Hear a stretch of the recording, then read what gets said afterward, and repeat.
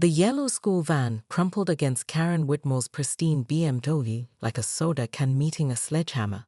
Steam hissed from both vehicles as 23 horrified parents watched from the Meadowbrook Elementary pickup line, their phones already recording what would become the most viral HOA scandal in suburban history.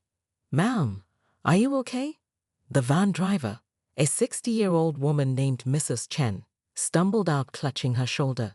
Karen emerged from her BMW, surveying the damage with the cold calculation of a general assessing battlefield casualties. Her perfectly styled blonde bob hadn't moved an inch despite the impact, and her lime green HOA President blazer remained immaculate. "This is what happens when people ignore proper traffic protocols," Karen announced, her voice carrying across the parking lot like a public address system. "I've been warning the school board for months about unauthorized vehicles in our residential pickup zone." "Unauthorized?" Mrs. Chen's voice cracked. "I've been driving special needs children for 15 years. Tommy Patterson has cerebral palsy. He can't walk to the regular pickup area." Karen pulled out her leather-bound rulebook, flipping through laminated pages with practiced efficiency. Section 14.3 clearly states that commercial vehicles over £6,000 require HOA approval for neighborhood access.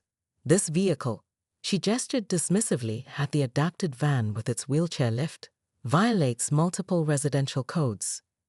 "You rammed into us," shouted Derek Patterson, Tommy's father, pushing through the crowd. "My son could have been seriously hurt."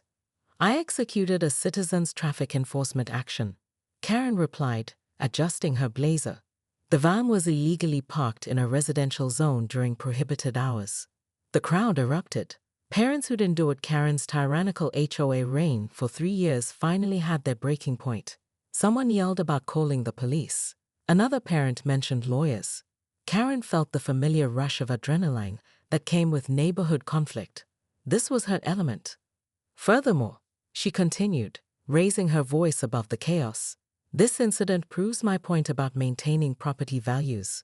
Commercial vehicles attract crime, reduce aesthetic appeal, and create traffic hazards. If we allow one exception, where does it end? Food trucks? Delivery vans? Carnival rides?"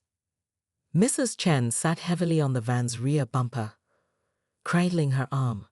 "I just wanted to help these kids get to school safely." Karen's expression softened for exactly 1 second, a microscopic crack in her armor that only she noticed.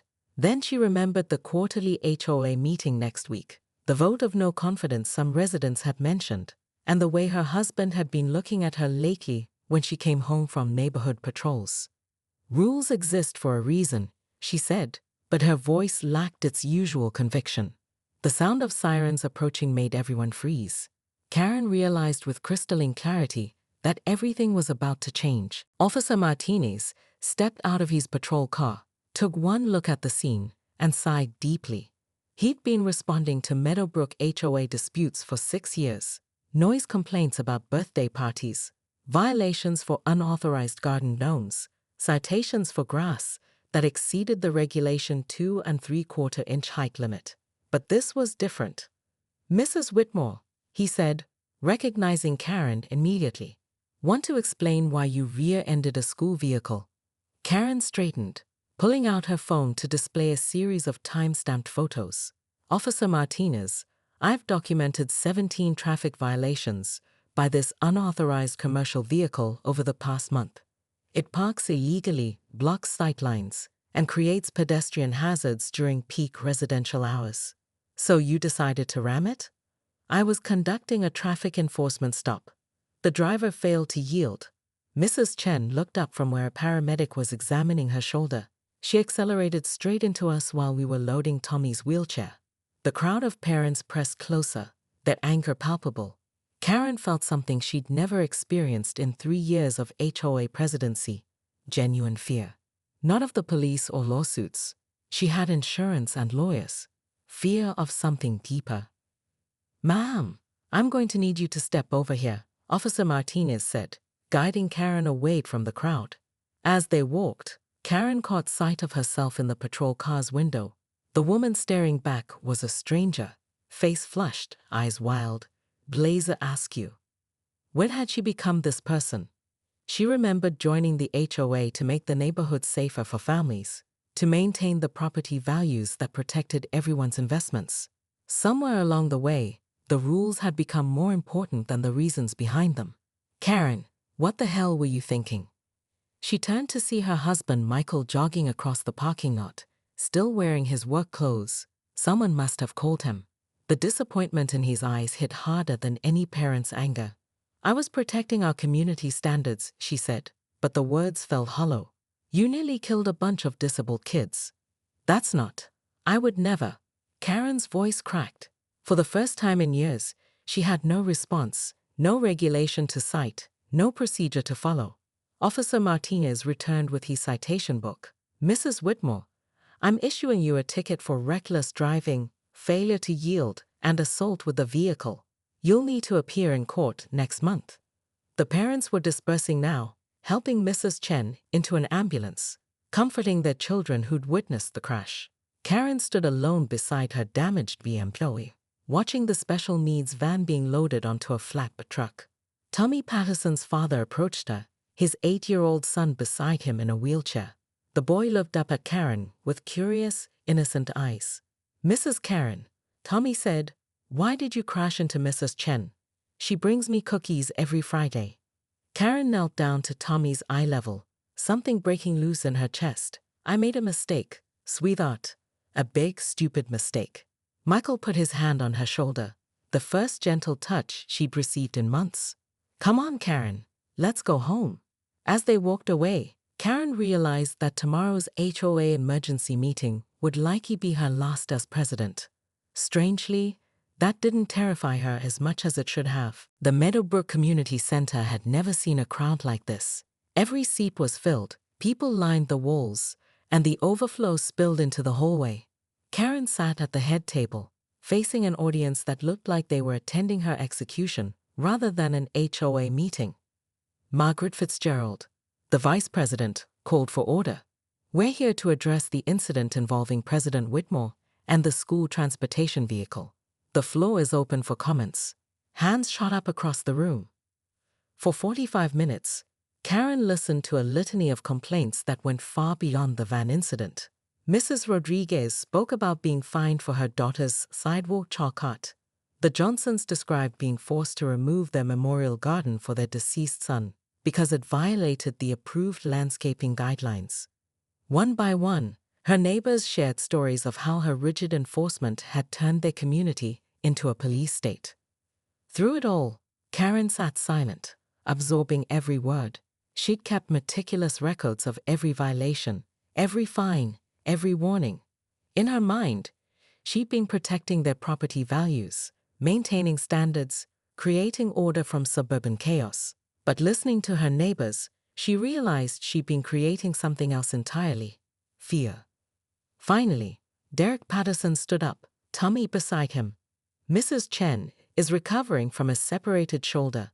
The van she was driving was donated by our church, specifically to transport special needs children safely. It's not some commercial vehicle threatening your precious property values. It's a lifeline for families like mine.